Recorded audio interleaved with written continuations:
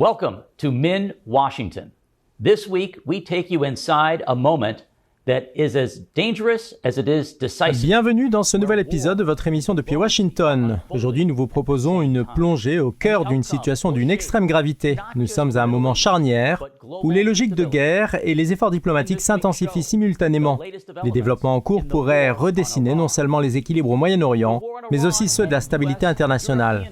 Au sommaire cette semaine, guerre en Iran, état des lieux et dernières évolutions. Et guerre en Iran, quelles implications pour les relations entre l'Union européenne et les États-Unis? Crise d'Ormuz, quels impacts pour l'économie marocaine?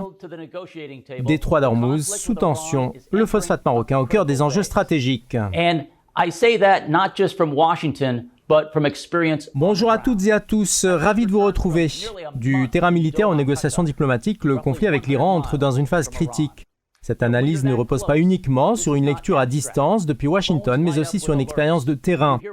Je reviens en effet d'un séjour d'environ un mois à Doha, au Qatar, à seulement une centaine de kilomètres des côtes iraniennes. À cette proximité, l'actualité ne se résume plus aux alertes médiatiques, elle se vit, se ressent, au rythme des tensions et des incertitudes. Cette immersion permet de mieux saisir la réalité quotidienne d'une région sous pression. Dans ce contexte, un cessez-le-feu fragile de 2 semaines a été mis en place, sous médiation pakistanaise, et accepté sous conditions par Washington et Téhéran. Parallèlement, le détroit d'Ormuz, axe stratégique majeur pour l'énergie mondiale, reste au centre des préoccupations après l'annonce iranienne autorisant le passage sécurisé des navires sous supervision militaire. Ces évolutions traduisent toutefois davantage une pause contrainte qu'un véritable règlement durable. Les discussions se poursuivent, mais les tensions persistent, les forces restent mobilisées et le risque d'escalade demeure réel. En parallèle, de profondes recompositions sont à l'œuvre. L'Europe affiche désormais des divergences avec Washington, notamment sur les questions énergétiques, économiques et sur le coût à long terme du conflit, révélant des fractures au sein du camp occidental. Dès lors, plusieurs questions se posent. Ce conflit a-t-il réellement réduit la menace liée au programme nucléaire iranien, à ses capacités balistiques et à ses réseaux régionaux, ou l'a-t-il simplement transformé ? Assiste-t-on à une redéfinition de l'unité occidentale ou à la mise en lumière de ses fragilités?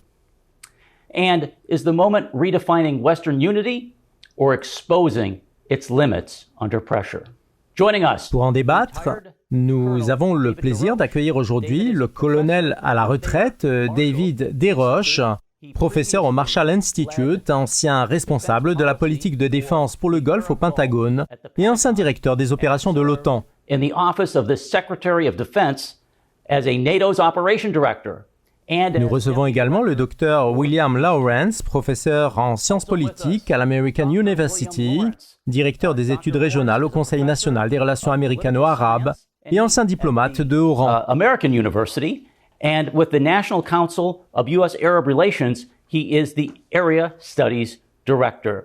À leur côté, nous retrouvons Ryan Ekstrom, chroniqueur de l'émission, ancien conseiller du député Joe Wilson et spécialiste des relations sino-américaines et des questions de défense. Merci à tous les trois d'être avec nous. Alors nous ouvrons à présent cette édition depuis le département d'État avec notre correspondante Shourouk Diab. Bonjour Shourouk. Gentlemen, welcome to the show. It's good to have you all with us. Let's begin at the State Department with our correspondent Shourouk Diab. Shourouk, thanks for joining us. Les initiatives diplomatiques paraissent désormais engagées dans une véritable course contre la montre. Les efforts de médiation tant régionaux qu'internationaux se multiplient, tandis que des canaux parallèles sont activés afin de contenir l'escalade et d'éviter qu'elle ne se transforme en confrontation d'ampleur. Plusieurs indices laissent d'ailleurs entrevoir chez les différentes parties une volonté initiale de prévenir une guerre généralisée, notamment au regard des coûts économiques et humanitaires considérables qu'impliquerait toute aggravation du conflit. Toutefois, l'équation demeure d'une grande complexité. La situation sur le terrain reste précaire, marquée par l'imbrication des fronts et la multiplicité des acteurs rendant tout accord éminemment fragile et susceptible de se déliter à tout instant. Le déficit de confiance et la divergence des agendas réduisent sensiblement les perspectives de succès de la voie diplomatique. Par ailleurs, les dynamiques internes jouent un rôle déterminant. À Washington, les décisions s'inscrivent dans un cadre fortement influencé par les considérations politiques domestiques et les impératifs stratégiques. À Téhéran, elles s'articulent autour d'enjeux complexes de sécurité et de souveraineté. Quant aux puissances régionales, elles s'emploient avant tout à préserver leurs intérêts propres, compliquant davantage l'émergence d'un compromis global. Enfin, la dimension internationale ne saurait être éludée. Des divergences notables apparaissent au sein du camp occidental, notamment entre les États-Unis et l'Europe, quant aux modalités de gestion de la crise, au seuil d'escalade tolérable et aux priorités à accorder à une issue politique. Ces efforts diplomatiques visent-ils réellement à imposer une dynamique de désescalade, alors même que la complexité des relations entre l'Iran et les États-Unis, ainsi qu'entre ces derniers et les autres acteurs régionaux, semble inexorablement pousser la région vers une nouvelle phase d'escalade? Shourouk Diab devant le département d'État américain pour Médian TV. Thank you, Shourouk. Merci Shourouk. Je me tourne à présent vers notre chroniqueur. Ryan, à l'échelle régionale, une question à la fois simple et urgente se pose. Sommes-nous réellement éloignés d'un point de bascule dans nos relations avec l'Iran ou assistons-nous simplement à une pause avant une nouvelle escalade? Peut-on y voir les premiers signes d'un véritable engagement diplomatique ou s'agit-il plutôt d'une trêve tactique qui pourrait précéder une phase encore plus risquée si les responsables politiques n'agissent pas rapidement et avec la fermeté nécessaire? Well, I would say it looks far closer to a tactical pause than a transition, a durable transition. Écoutez, il me semble que la séquence actuelle s'apparente bien davantage à une trêve de nature tactique qu'à une transition authentique et durable vers une phase diplomatique susceptible d'aboutir à un règlement négocié. Cette appréciation se fonde notamment sur les réactions ayant accompagné l'annonce du cessez-le-feu. Des réserves ont été exprimées de part et d'autre quant à sa pérennité. Les autorités iraniennes ont tenu à préciser qu'il ne s'agissait nullement de la fin des hostilités, tandis que le vice-président Vance a lui-même qualifié cette trêve d'extrêmement fragile. Il en ressort un climat de méfiance généralisée, chaque partie demeurant sur ses gardes. Il convient également de rappeler que ce cessez-le-feu est intervenu dans un contexte de pression croissante et soutenue, s'apparentant à bien des égards à une voie de désengagement temporaire. L'annonce est survenue quelques heures seulement après les menaces proférées par Donald Trump, ce qui laisse penser que cet arrangement à court terme servit les intérêts des deux camps. Pour Téhéran, en évitant de tester la crédibilité de ces menaces, et pour Washington, en se dispensant de mettre à exécution des déclarations évoquant une destruction d'ampleur. Par ailleurs, d'autres considérations tactiques doivent être prises en compte. La structure de commandement décentralisée de l'Iran apparaît comme un facteur déterminant dans la préservation de ses capacités militaires depuis le début du conflit. Toutefois, cette même caractéristique constitue également une vulnérabilité à ce qu'elle accroît le risque d'initiatives non coordonnées susceptibles de provoquer une escalade involontaire. En définitive, les semaines à venir seront décisives. Elles permettront d'évaluer si cette trêve peut se traduire en avancées tangibles, un aspect qui, à l'évidence, fait défaut à certaines initiatives antérieures menées sous l'ancienne administration Trump. But the next few weeks will be critical. We'll see if it can produce the sort of substance that some of Trump's other peace initiatives have been criticized as lacking. Colonel Desroches, ayant vécu cette crise au Qatar, j'ai pu en ressentir directement la tension, l'incertitude et les effets très concrets. Rien ne remplace l'instant où une alerte retentit sur votre téléphone signalant l'imminence d'une frappe de drone ou de missile.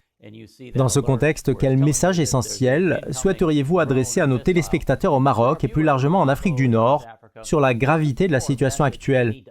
Et selon vous, quelles mesures devraient être envisagées dès maintenant pour éviter une nouvelle détérioration de la situation? Point essentiel, en premier lieu, nous souscrivons à l'analyse de Ryan qui a parfaitement caractérisé la nature du cessez-le-feu. Il demeure fondamentalement provisoire. Nous observons d'ores et déjà les pressions et les répercussions qui s'exercent sur le système économique mondial ainsi que sur la conjoncture actuelle. Depuis la fin de la guerre froide, le paradigme a profondément évolué d'un modèle fondé sur l'autosuffisance nationale en matière de production et de stockage alimentaire. Nous sommes sommes passés à une organisation mondialisée dans laquelle certains acteurs produisent à moindre coût et assurent l'approvisionnement des pays dépendants. Toutefois, cette architecture repose de manière critique sur la sécurité des voies maritimes. Or, les attaques menées par l'Iran contre des routes commerciales civiles, y compris celles empruntées par les États non impliqués dans le conflit, constituent une violation grave du droit international humanitaire et sont susceptibles d'entraîner des répercussions à échelle mondiale. Nous constatons ainsi que le modèle d'optimisation économique fondé sur les flux commerciaux se heurte aujourd'hui à une contrainte structurelle majeure, la temporalité incompressible des cycles naturels. Une perturbation actuelle de l'approvisionnement en intrants agricoles se traduira inévitablement dans les mois à venir par des tensions accrues sur les productions alimentaires sans possibilité d'accélérer artificiellement les cycles agricoles. À cet égard, la crise énergétique en cours pourrait, si elle n'est pas maîtrisée dans des délais rapprochés, déboucher sur une crise alimentaire mondiale. L'expérience de la crise financière de 2008 a montré qu'un choc économique peut progressivement se transformer en crise alimentaire, affectant en premier lieu les pays les plus vulnérables du Sud. Dans ce contexte, les perturbations actuelles risquent d'exacerber ces dynamiques. Dès lors, les États disposant d'atouts stratégiques au sein du système agricole mondial sont appelés à assumer un rôle de premier plan afin de contribuer à atténuer les risques d'une insécurité alimentaire d'ampleur globale.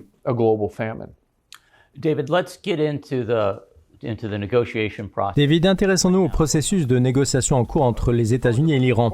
Dans ce contexte de crise, chaque camp semble réajuster sa stratégie, Washington en réévaluant ses options, notamment en matière de ciblage, tandis que Téhéran chercherait à reconstituer ses capacités militaires. Par ailleurs, les États-Unis travailleraient sur un plan en 15 points, tandis que l'Iran élaborerait une feuille de route en 10 points. Dans un laps de temps aussi restreint, comment transformer cette phase de transition en une véritable avancée vers un règlement durable?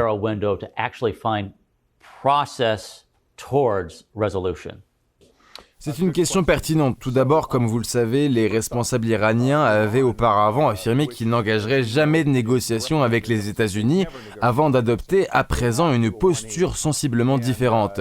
Il apparaît qu'ils cherchent à orienter le récit en soutenant que Washington aurait accepté le plan iranien en 10 points comme base de discussion. Cette lecture peut être exploitée à des fins de politique intérieure à court terme, mais elle risque de se heurter rapidement à la réalité des rapports de force. Dans une logique que certains attribue à Donald Trump, celui-ci aborderait les négociations avec une approche transactionnelle comparable à celle d'un promoteur immobilier, considérer un plan comme un actif sur un terrain donné, le restructurer, puis substituer une architecture conforme à ses propres objectifs stratégiques. Dans ce cadre, l'analyse des sanctions concrètes sur le terrain devient déterminante. Les services de renseignement américains observeront les efforts de reconstruction entrepris par l'Iran et ses propriétés de remise en état contribueront probablement à identifier les cibles susceptibles d'être visées lors d'une phase ultérieure du conflit. Dès lors, il est difficile de considérer le cessez-le-feu comme un règlement durable. Il apparaît plutôt comme une étape transitoire au sein d'un processus encore ouvert. À cet égard, les efforts de médiation engagés par le Pakistan méritent d'être reconnus et encouragés malgré la complexité du contexte régional, d'autant plus que les relations entre les acteurs restent marquées par des épisodes de tensions passées. Comme l'a souligné Ryan, il est prématuré de conclure à la fin des hostilités. Il s'agit davantage d'une suspension temporaire des combats, offrant aux parties une phase d'observation mutuelle et de repositionnement stratégique. Dans cette perspective, une reprise des hostilités ne peut pas être exclue. William, le détroit d'Ormuz constitue l'un des principaux leviers stratégiques de l'Iran dans ces négociations. La situation y reste particulièrement instable, alors même que la sécurité régionale en dépend étroitement. Dans ce contexte, dans quelle mesure un accord fondé sur de telles garanties peut-il réellement s'inscrire dans la durée? Par ailleurs, quel risque un éventuel échec de cette trêve ferait-il peser sur les marchés internationaux ainsi que sur des pays comme le Maroc et ses voisins?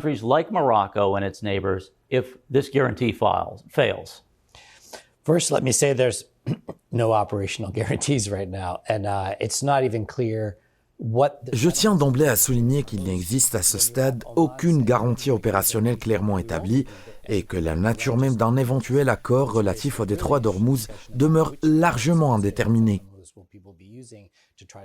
Oman a d'ailleurs indiqué ne pas pouvoir souscrire aux propositions actuellement avancées par l'Iran, celles-ci soulevant des interrogations majeures quant aux modalités d'utilisation et de sécurisation des différentes portions du détroit pour le passage des navires.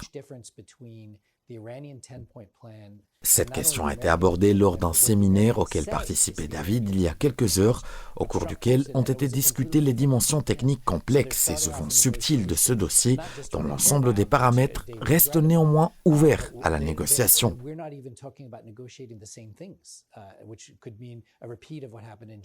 Il convient également de rappeler une divergence structurelle importante entre le plan iranien en 10 points et le plan américain en 15 points, sans compter les écarts d'interprétation entre les déclarations américaines et le contenu attribué au plan iranien tel qu'il a été relayé dans l'entourage de Trump. Dans ces conditions, les deux parties semblent entrer dans un processus de négociation où les bases mêmes du dialogue ne reposent pas sur une compréhension commune des enjeux, ce qui revient, pour reprendre une image déjà évoquée par David, à reconstruire un édifice dont les fondations sont contestées dès l'origine. Par ailleurs, la Chine est appelée à jouer un rôle d'influence non négligeable dans ce dossier, acteur central du commerce maritime mondial, des flux économiques internationaux aux côtés des États-Unis. Elle observe avec une attention particulière l'évolution de la situation, notamment dans un contexte où certains États asiatiques se sont rapprochés des pays du Golfe et de Washington afin de sécuriser les voies d'acheminement. Si Pékin conserve certains avantages liés à la configuration actuelle, les recompositions stratégiques induites par le conflit et les nouvelles alliances qui en découlent ne sont pas nécessairement favorables à ses intérêts à long terme.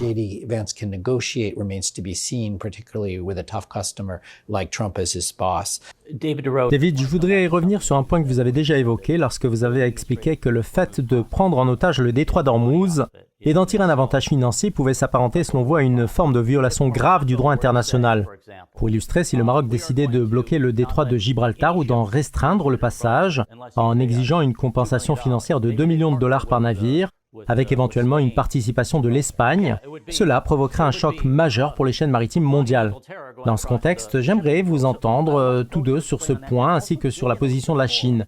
Pékin peut certes accepter de recourir au yuan dans certaines transactions, mais elle reste avant tout attentive à la stabilité de ses intérêts stratégiques et sécuritaires à long terme. Pensez-vous que la Chine puisse jouer un rôle dans cette affaire en conseillant l'Iran de tenir bon tout en cherchant des solutions pour maintenir la continuité des échanges ? Je vais partir d'un constat fondamental. L'Iran ne se satisfait pas d'un recours à la monnaie chinoise, dans la mesure où celle-ci ne lui permet pas de répondre pleinement à ses besoins de liquidité et de conversion internationale. Dans la pratique, les échanges sino-iraniens ont longtemps reposé sur des mécanismes de troc, l'Iran exportant du pétrole et divers produits en échange de biens manufacturés chinois. Certaines autorités iraniennes ont d'ailleurs qualifié ces échanges d'opérations déséquilibrées assimilables à une forme de pétrole échangé contre des produits de qualité jugée insuffisante. Dans ce contexte, Téhéran privilégie clairement l'accès au dollar américain en tant que monnaie pleinement convertible et intégrée au système financier international. Or, les sanctions en vigueur rendent cet objectif difficilement atteignable. Par ailleurs, le yuan ne constitue pas une alternative équivalente dans la mesure où sa valeur demeure fortement encadrée par les autorités monétaires chinoises et n'est pas entièrement déterminée par les mécanismes de marché. Cette observation souligne une réalité essentielle. Il est peu probable qu'une telle configuration devienne un nouveau standard durable du système énergétique mondial. I think that was a extremely subtle notification that this cannot be the new order. Okay, Bill. Bill, pourriez-vous approfondir les éléments évoqués par David ? J'aimerais également que vous élargissiez l'analyse à un acteur qui pourrait, dans une certaine mesure, tirer parti de la situation actuelle, à savoir la Russie. On sait que les pays de l'OTAN ont été encouragés à se détourner du pétrole et du gaz russe au profit des fournisseurs du Golfe et qu'ils se retrouvent aujourd'hui confrontés à des contraintes d'approvisionnement des deux côtés. Dans ce contexte, quel rôle jouent selon vous la Chine et la Russie dans ces dynamiques de négociation ? La Russie et la Chine apparaissent à court terme comme les principaux bénéficiaires de la poursuite du conflit, dans la mesure où l'instabilité maintient certaines dynamiques stratégiques favorables à leurs intérêts. À l'inverse, un cessez-le-feu durable ou un conflit de courte durée, n'entraînant pas de perturbations régionales majeures, réduirait mécaniquement une partie de ces avantages. Il convient toutefois de préciser que ces évolutions se sont souvent opérées de manière discrète, loin de l'attention immédiate de l'opinion internationale. À titre d'exemple, la Chine a progressivement réajusté l'orientation de l'initiative des nouvelles routes de la soie, laquelle ne se présente plus comme un réseau global d'intégration économique, mettant désormais à se recentrer sur des espaces périphériques et stratégiques plus proches de son environnement régional. Dans ce cadre, Pékin s'est également retiré de certains engagements en Afrique, illustrant une reconfiguration plus pragmatique de ses priorités extérieures. S'agissant du détroit de Gibraltar, le Maroc ne constitue ni une source d'instabilité ni une menace pour la navigation internationale, ce qui renforce sa crédibilité auprès de nombreux partenaires et explique l'intérêt croissant dont il fait l'objet. Le port de Tanger Med apparaît à bien des égards comme une alternative stratégique et logistique particulièrement avantageuse, notamment en comparaison avec le détroit d'Ormuz. Alors abordons maintenant le point suivant. Les récits de guerre ne peuvent se limiter à des considérations purement stratégiques ou à des gros titres médiatiques. Au-delà des analyses géopolitiques, il existe une réalité humaine d'une profondeur considérable, celle du coût silencieux supporté par les familles, les épouses et les parents confrontés au départ de leurs proches vers l'incertitude. Dire adieu à un fils, un époux ou un frère n'est pas un acte politique, mais une épreuve intime, profondément humaine, que rien ne peut totalement en traduire. C'est précisément cette dimension de la guerre que l'accumulation d'informations ne permet jamais de saisir pleinement. Cette réalité a récemment été mise en lumière dans un article du Washington Post intitulé « L'appel de mon mari au front m'a appris le vrai coup de la guerre », article qui rappelle que derrière chaque décision prise dans les centres de pouvoir se trouvent des vies profondément et durablement bouleversées. Examinons à présent cet article.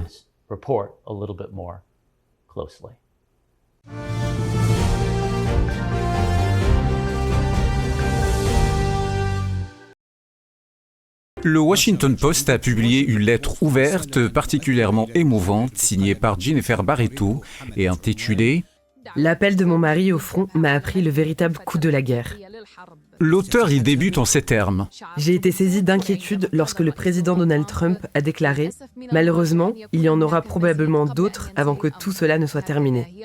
Cette déclaration faisait suite à la mort de 3 militaires lors des premières frappes en Iran. Elle poursuit en expliquant que dès l'entrée en fonction de l'administration, des bouleversements rapides et profonds se sont produits, réintroduisant le débat sur la guerre dans une réalité qui, pour elle, est devenue soudainement intime, son mari ayant été mobilisé. L'auteur poursuit. Avoir tenté d'éviter les informations jusqu'au moment où cela ne lui a plus été possible. Elle décrit les messages nocturnes envoyés par son époux à des heures où il aurait normalement dû se reposer et l'angoisse qui précédait même l'ouverture de chaque notification. Un soir, celui-ci lui aurait indiqué qu'une situation préoccupante était en cours, sans pouvoir en révéler la nature pour des raisons de sécurité. Elle n'apprendra que plus tard que des bombardements avaient effectivement eu lieu. Madame Barreto insiste également sur une dimension invisible. Personne ne parle du poids silencieux que représente le fait d'aimer quelqu'un envoyé à la guerre, ni de la charge émotionnelle consistant à gérer seul ses peurs, à maintenir l'équilibre familial et à feindre la sérénité pour ne pas inquiéter son partenaire.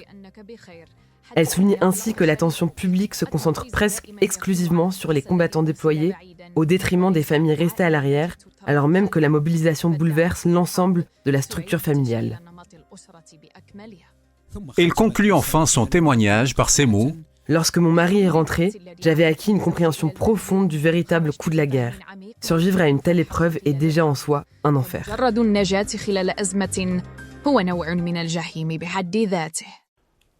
Bill, lorsque la diplomatie et la pression militaire sont exercées de manière concomitante, la marge d'erreur se réduit considérablement. Dans ce contexte, quels sont aujourd'hui les risques concrets d'une erreur d'appréciation stratégique et dans quelle mesure un simple faux pas pourrait-il rapidement entraîner une escalade vers un conflit de plus grande ampleur?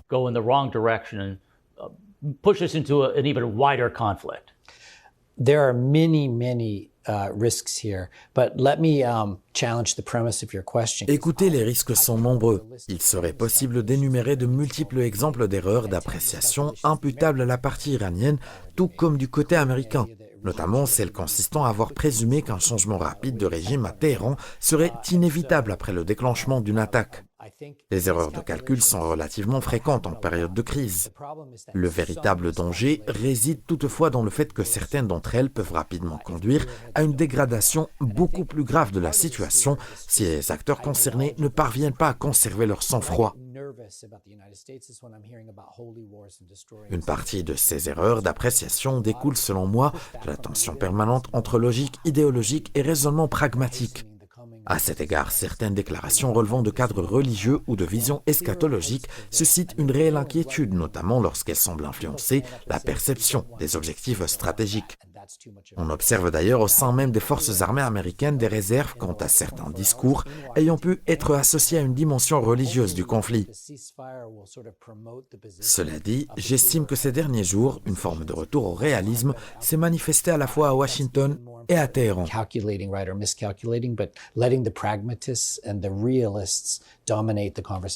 David, vous avez eu la chance d'occuper des fonctions de premier plan au sein de l'OTAN. Je vais donc vous donner la parole. Pouvez-vous nous expliquer ce qui se joue aujourd'hui entre les États-Unis et l'OTAN?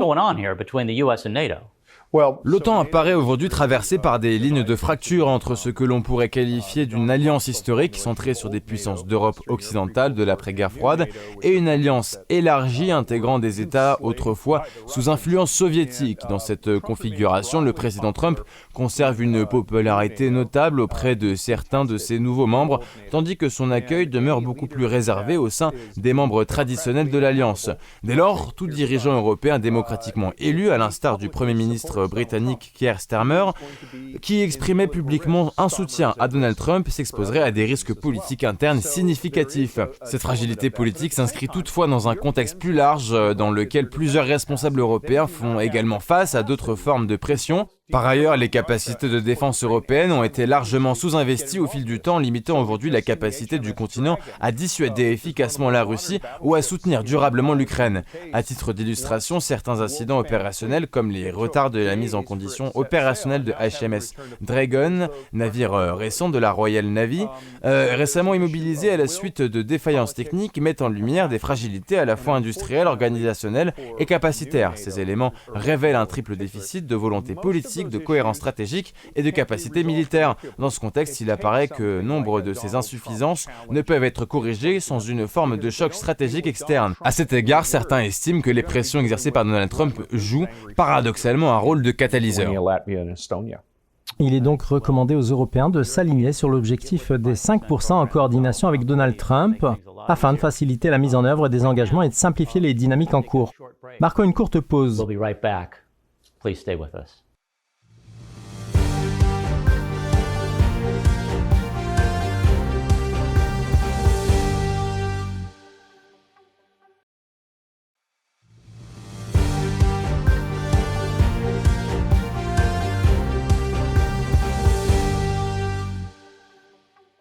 Welcome back. Nous voilà de retour pour la suite de votre émission depuis Washington. Alors que le conflit avec l'Iran perturbe les flux énergétiques ainsi que les principales routes commerciales mondiales, le Maroc n'a pas seulement subi ces tensions. Il y a répondu en définissant des objectifs économiques et sociaux clairs. À Rabat, des mesures rapides ont été mises en œuvre, notamment le gel du prix du gaz butane, la stabilisation des tarifs de l'électricité et le soutien aux transporteurs. L'objectif est de préserver le pouvoir d'achat des ménages et d'assurer la continuité de l'activité économique dans un contexte où les prix internationaux du pétrole dépassent les $100 le baril. Dans le même temps, les autorités travaillent à sécuriser les chaînes d'approvisionnement et à protéger les secteurs stratégiques contre les chocs extérieurs.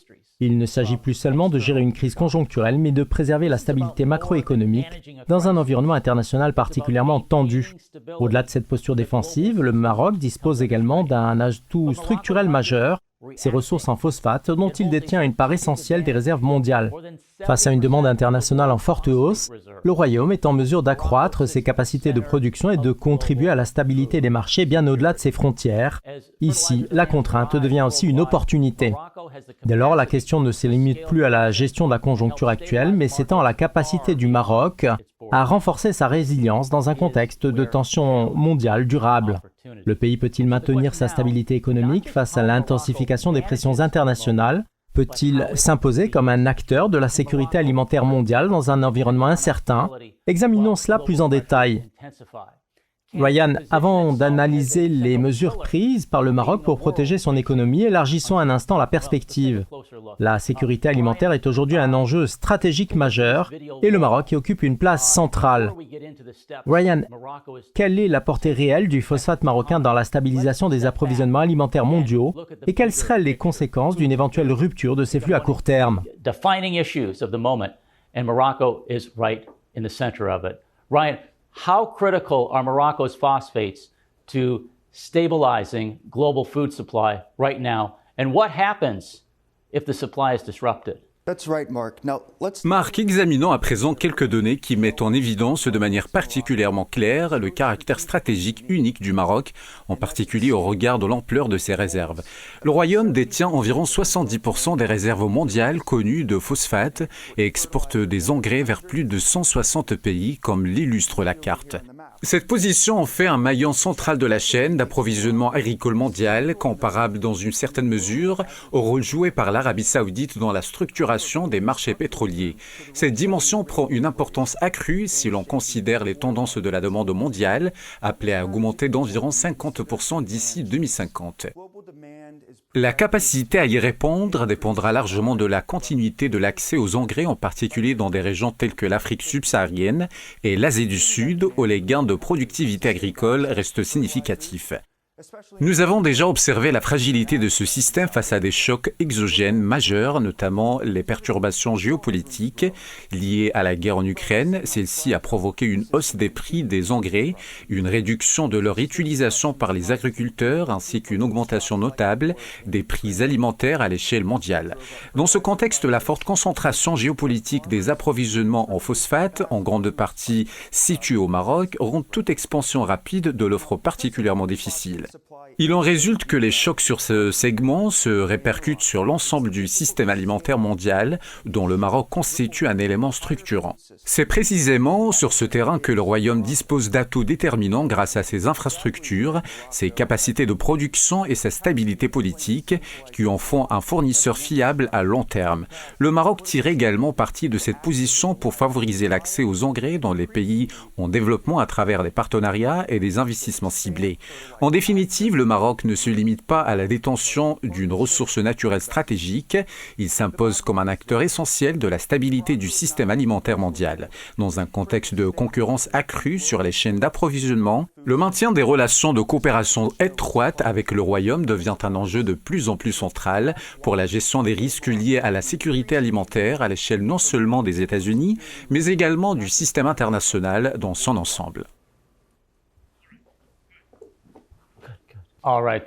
Merci Ryan. Bill, le Maroc a donc agi rapidement pour protéger ses citoyens en gelant les prix du gaz butane et de l'électricité, mais ces décisions ont un coût élevé. Combien de temps le Maroc pourra-t-il maintenir ces mesures face à l'intensification des pressions internationales, notamment compte tenu de sa forte dépendance à l'égard des importations d'énergie?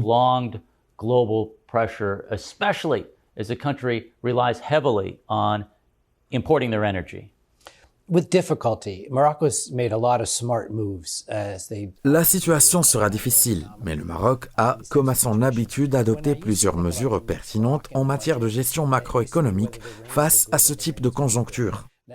Si l'on observe l'évolution du budget marocain en période de stabilité comme en période de tension, un élément apparaît clairement aujourd'hui. Lorsque les prix du pétrole sont bas, le Royaume dispose de marge de manœuvre lui permettant de progresser sur plusieurs priorités, notamment en réponse à une demande sociale accrue en services publics.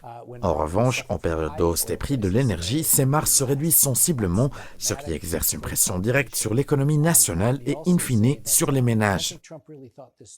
Il est permis de considérer que cette dimension n'a pas toujours été pleinement intégrée dans certaines analyses stratégiques, notamment lors de discussions récentes où la question du détroit d'Ormuz a été relativement marginalisée, dans un contexte marqué par des pressions politiques et stratégiques importantes au sein des cercles décisionnels américains. Cela étant, le Maroc a engagé depuis plusieurs années une stratégie de diversification économique et d'attraction des investissements étrangers, ce qui lui permet d'atténuer au moins partiellement l'impact des chocs énergétiques liés à des crises prolongées. Dans ce contexte, l'enjeu ne se limite pas à l'adaptation de l'économie nationale, mais s'étend également à la capacité du Royaume à participer activement aux discussions internationales visant à limiter les effets économiques des conflits et à en réduire la durée, tout en mettant en avant la nécessité d'un accompagnement renforcé. David, le gel des prix du gaz et de l'électricité peut produire des effets positifs à court terme, mais certains estiment qu'il peut entrer en tension avec la trajectoire de libéralisation économique engagée par le Maroc. Dans ce contexte, comment peut-il trouver un équilibre durable entre ces mesures de protection sociale et son orientation vers le libre marché? Il s'agit d'un défi majeur. En effet, lorsqu'un État met en place des mécanismes de soutien aux biens essentiels, notamment par des subventions, il devient particulièrement difficile d'y mettre fin sans un changement structurel profond des conditions de marché. Dans cette perspective, le budget marocain se trouve dans une certaine mesure contraint par des dynamiques internationales sur lesquelles il n'exerce qu'une influence limitée, notamment lorsqu'il s'agit de réduire ou de réformer les subventions aux matières premières. L'expérience de plusieurs pays illustre ce type de contraintes.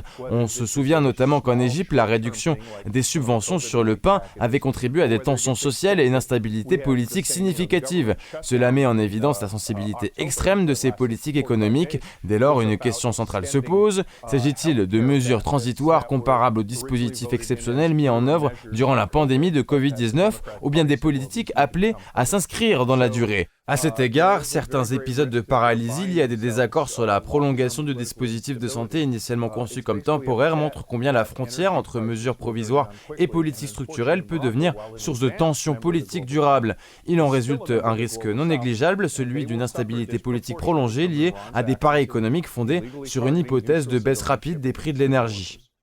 William Ryan a rappelé que près de 70% des réserves mondiales de phosphate se trouvent au Maroc, ce qui confère au pays une position structurante dans l'architecture de la sécurité alimentaire mondiale. Dans quelle mesure cet atout stratégique peut-il permettre au royaume d'amortir les effets négatifs liés à la hausse des prix du pétrole et du gaz sur son économie? Plus largement, quel pourrait en être l'impact macroéconomique dans l'hypothèse d'une hausse des prix du phosphate? Une certaine marge de différenciation peut exister, mais elle reste insuffisante pour modifier en profondeur les équilibres globaux.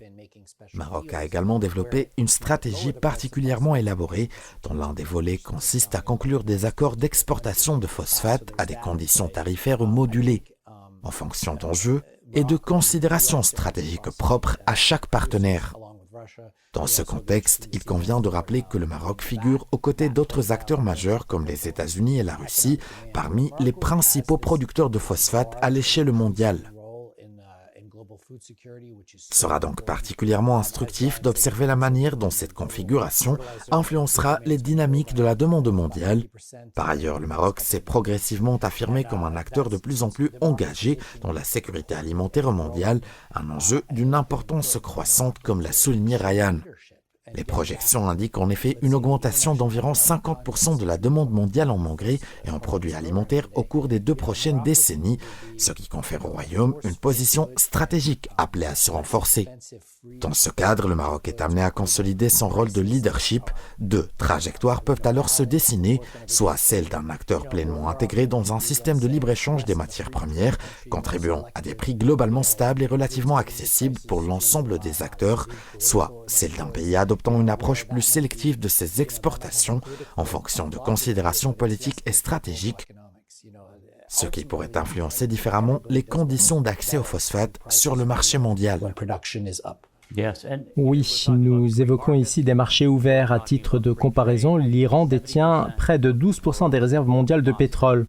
On peut dès lors s'interroger sur ce qu'aurait pu devenir son développement économique si le pays avait adopté une logique pleinement intégrée au libre marché et renoncé aux politiques de déstabilisation. Passons à présent à la Maison-Blanche où nous allons retrouver notre correspondant Adel Dessouky. Bonjour Adel. Hello, Adel. What's your report? Le titre « Le phosphate marocain et le marché américain » illustre les profondes transformations économiques et géopolitiques qui redessinent actuellement les chaînes d'approvisionnement mondiales, notamment dans un secteur central pour la sécurité alimentaire internationale. Le Maroc, détenteur d'une part majoritaire des réserves mondiales de phosphate et acteur clé dans la production d'engrais et de nutriments agricoles qui en sont issus, ne se limite plus à son rôle de fournisseur de matières premières stratégiques. Il s'impose désormais comme un acteur structurant du marché mondial des engrais. Cette évolution s'inscrit dans un contexte international marqué par de fortes recompositions dans lequel les États-Unis cherchent à diversifier leurs sources d'approvisionnement afin de réduire leur dépendance à des chaînes logistiques jugées vulnérables sur fond de tensions géopolitiques. Dans ce cadre, le Maroc se distingue comme un partenaire particulièrement fiable en raison de sa stabilité politique, de ses capacités de production production importante et des investissements continus menés dans le secteur phosphatier, notamment à travers le groupe OCP.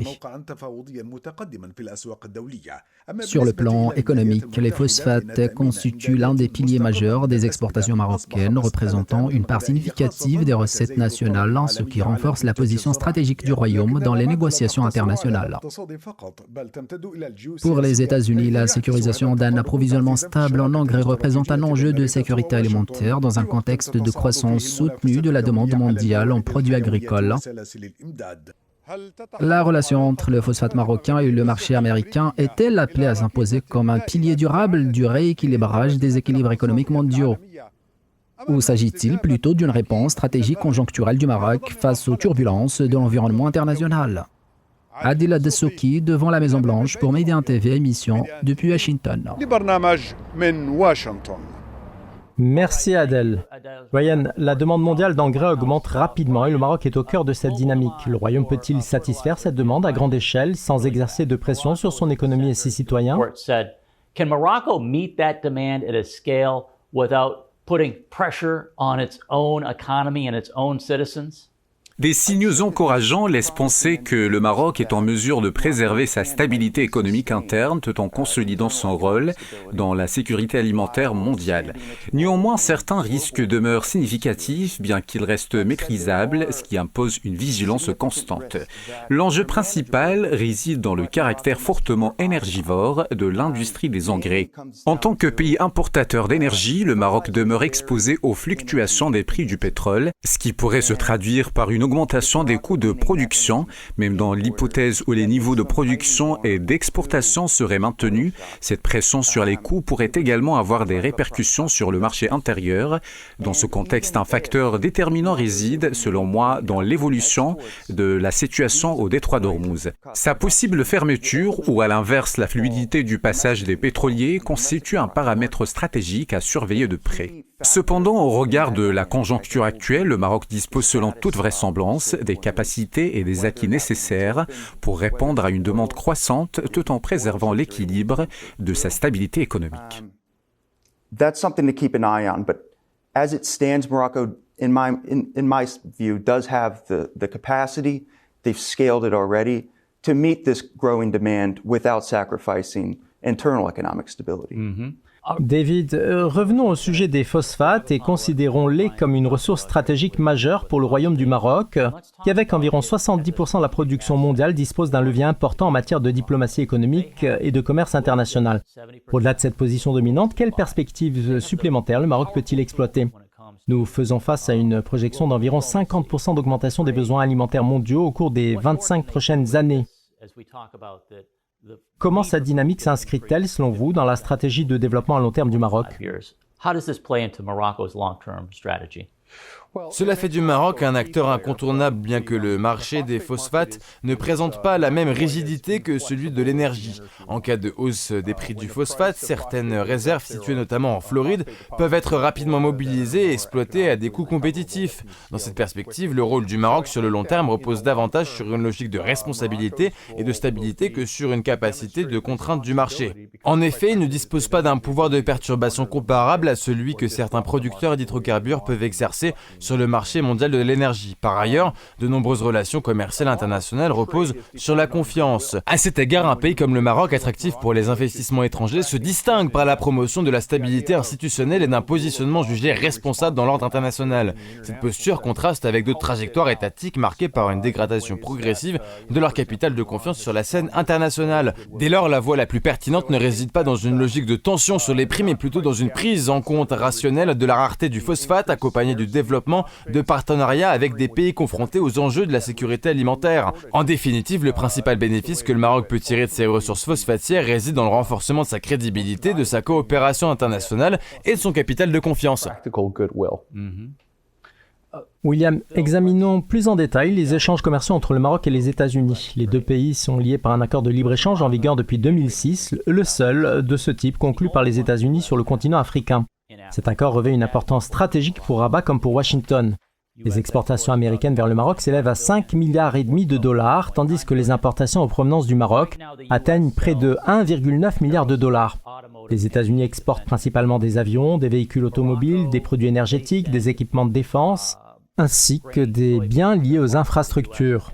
En retour, le Maroc exporte notamment des produits agricoles et des dérivés de phosphate. Le secteur touristique constitue par ailleurs un pilier important de cette relation bilatérale avec une fréquentation régulière du Maroc par les visiteurs américains. Ces échanges sont-ils suffisants pour garantir une dynamique durable de croissance et de complémentarité économique? Starting with your last question, no. I mean, the upside for U.S.-Morocco trade and U.S.-Morocco economic relationship is considerable. A lot more could be done in the early years of the FTA. Pour commencer, en réponse à votre dernière question, la réponse est nuancée, mais tend globalement vers le non. Les bénéfices tirés de la relation commerciale et économique entre le Maroc et les États-Unis sont réels et substantiels, mais ils restent encore loin d'un potentiel pleinement exploité. Durant les premières années de l'accord de libre-échange, l'un des principaux défis pour le Maroc résidait dans la faiblesse du volume des échanges. Même lorsqu'un produit marocain répondait aux exigences du marché américain, les capacités de production et les contraintes de compétitivité limitaient son accès à grande échelle. Dans ce contexte initial, les États-Unis ont davantage tiré parti de l'accord, tandis que le Maroc n'a commencé à en percevoir des bénéfices plus significatifs que progressivement, à mesure que ses capacités d'exportation se sont renforcées et que les secteurs d'excellence se sont structurés. L'amélioration récente des échanges s'explique notamment par la montée en gamme de l'économie marocaine dans des secteurs tels que les technologies et les services à forte valeur ajoutée, où le pays a su développer un positionnement distinctif par rapport à d'autres économies émergentes. Un développement plus poussé de ces segments constitue un levier stratégique majeur pour accroître les gains liés aux accords commerciaux. Par ailleurs, le Maroc ne dispose pas d'une population comparable à celle de grandes puissances démographiques susceptibles d'alimenter massivement le marché du travail.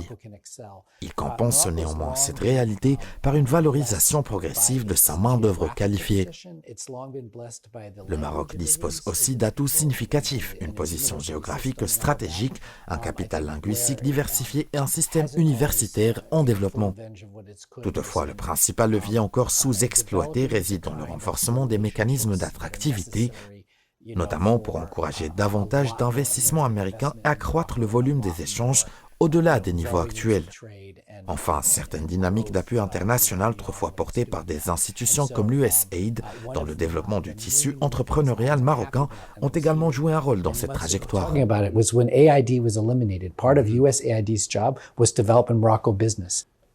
Ryan, examinons les conditions actuelles liées à la maîtrise par le Maroc de ses ressources phosphatières qui constituent un levier stratégique important, susceptible de renforcer à terme sa sécurité nationale, notamment dans le cadre des discussions en cours impliquant le Polisario, les États-Unis et les Nations Unies, ainsi que d'autres acteurs régionaux. Dans cet environnement, il convient également de rappeler que l'Algérie dispose d'importantes réserves d'hydrocarbures. Dès lors, la question centrale demeure la suivante. Comment le Maroc entend-il valoriser sur le long terme ce potentiel stratégique et cette ressource clé au service de son développement et de sa position internationale? La profondeur des relations entre le Maroc et les États-Unis constitue un facteur différenciateur majeur, tant dans la manière dont le royaume se positionne à l'échelle internationale que dans sa capacité à valoriser ses ressources stratégiques. La convergence d'intérêts et la qualité du partenariat avec Washington, illustrée notamment par les initiatives conjointes visant à traiter des dossiers sensibles tels que la question du Sahara, ont contribué à renforcer un capital de confiance déterminant. Ce climat de coopération et de bonne volonté représente un levier essentiel de soutien à la valorisation des phosphates marocains sur les marchés internationaux. En comparaison à d'autres modèles fondés principalement sur l'exportation de ressources énergétiques, apparaissent plus limités en termes de projection d'influence et de diversification des partenariats. David, abordons à présent la question des droits de douane. Les États-Unis ont instauré des droits d'environ 14% sur les phosphates marocains, une mesure fréquemment utilisée sous l'administration de Donald Trump. qui en a fait un levier de négociation au service de ses objectifs stratégiques. Dès lors, quelles ont été les conséquences de ces décisions sur les relations entre Rabat et Washington? Et dans quelle mesure ont-elles influencé la volonté du Maroc de continuer à exporter vers le marché américain? I don't think it affects Morocco a whole lot. I think it's viewed more. Je ne considère pas que ces mesures aient eu un impact significatif sur le Maroc, dans la mesure où elles ont été largement interprétées comme relevant d'une logique essentiellement politique. Comme évoqué précédemment, la Russie a été en grande partie écartée du marché, tandis que les États-Unis demeurent eux-mêmes producteurs et exportateurs de cette ressource. Dans cette perspective, si Washington entend réduire la compétitivité du phosphate marocain, sa politique tarifaire vise également à soutenir et élargir son marché intérieur. Par ailleurs, ces contraintes peuvent inciter le Maroc à réorienter ses flux commerciaux vers d'autres débouchés, notamment en Amérique du Nord, impliquant des ajustements logistiques et des trajets maritimes plus longs, en particulier vers des ports tels que Montréal. Cost-effective agricultural market. William, sur le désengagement progressif des États-Unis du développement international, notamment après la fin des activités de l'USAID, une question se pose: comment le Maroc peut-il renforcer sa présence et optimiser l'exploitation de ses ressources afin de compenser au moins partiellement ce retrait? Par ailleurs, faut-il envisager un renforcement de l'engagement américain au Maroc? Plusieurs programmes ont déjà été évoqués, notamment dans les domaines de l'éducation et de l'accompagnement des personnes en difficulté ou en situation de vulnérabilité. Dès lors, quel impact ces évolutions pourraient-elles avoir sur la dynamique des relations entre les États-Unis et le Maroc? There were several programs that we've highlighted on the show that have helped people that have learning disabilities, that have hearing disabilities, that sort of thing in Morocco. Is that going to hurt U.S.-Moroccan long-term? I think the simplest way to answer the question is that the Trump administration... À mon sens, la réponse la plus directe à votre question tient au fait que l'administration de Trump, après avoir procédé à des réductions substantielles des programmes publics et des effectifs, a amorcé de manière plus discrète un mouvement de réajustement et de réactivation de certaines initiatives. À titre d'illustration, les déclarations récentes du département d'État américain ont fait état du lancement de nouveaux programmes de coopération, notamment dans le domaine de la santé, ainsi que de l'émergence de nouvelles dynamiques bilatérales. Par ailleurs, il est envisagé de rétablir certains mécanismes d'aide selon un principe de cofinancement subordonné à l'engagement du pays bénéficiaire à consacrer un montant équivalent en faveur de pays à très faible revenu. Peu d'États disposent des capacités nécessaires pour répondre à une telle exigence. Le Maroc pourrait néanmoins s'inscrire dans cette logique. Dans ce cadre, Washington apporterait un financement équivalent dans des secteurs ciblés, ce qui pourrait constituer un axe structurant des négociations et du partenariat stratégique entre les deux pays. Dès lors, plutôt que d'adopter une posture attentiste, le Maroc gagnerait à formuler de manière proactive une cartographie précise de ses besoins prioritaires. Une telle démarche trouverait vraisemblablement un écho favorable au sein des instances américaines, facilitant la mise en place de programmes adaptés aux domaines dans lesquels le Royaume dispose déjà d'avantages comparatifs, notamment grâce à la solidité de ses relations avec les États-Unis. Il serait ainsi possible d'identifier de nombreux domaines dans lesquels une coopération renforcée avec Washington permettrait d'apporter expertise, technologie et savoir-faire en adéquation avec les priorités nationales. Enfin, l'un des enjeux réside dans le niveau auquel s'opèrent les échanges bilatéraux. Trop souvent, les interactions se concentrent soit au sommet de l'exécutif, soit à des niveaux intermédiaires sans coordination optimale. Il apparaît dès lors essentiel pour le Maroc de diversifier ses canaux de dialogue en s'adressant non seulement aux plus hautes autorités, mais également aux échelons techniques et administratifs où se concentrent les compétences opérationnelles. Dans cette optique, l'élaboration de documents stratégiques structurés tels que des livres blancs exposant des propositions concrètes de coopération constituerait un levier pertinent. Merci d'avoir suivi cet épisode de votre émission depuis Washington. Vous pouvez la retrouver sur les plateformes digitales de Média TV.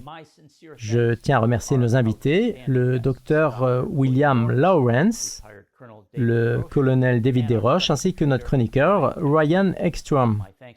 Mes remerciements vont également à nos correspondants Shourouk Diab et Adel Dassouki, ainsi qu'à l'ensemble de l'équipe de production dirigée par le réalisateur et producteur Mohamed Saïd Al-Wafi.